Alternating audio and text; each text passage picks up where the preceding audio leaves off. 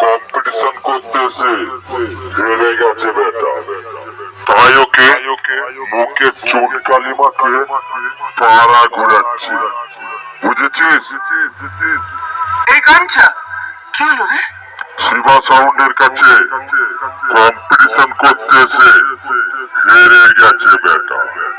তাই ওকে মুখে চুনকালি মাখিয়ে জুতোর মালা পরিয়ে পাড়া ঘোরাচ্ছে।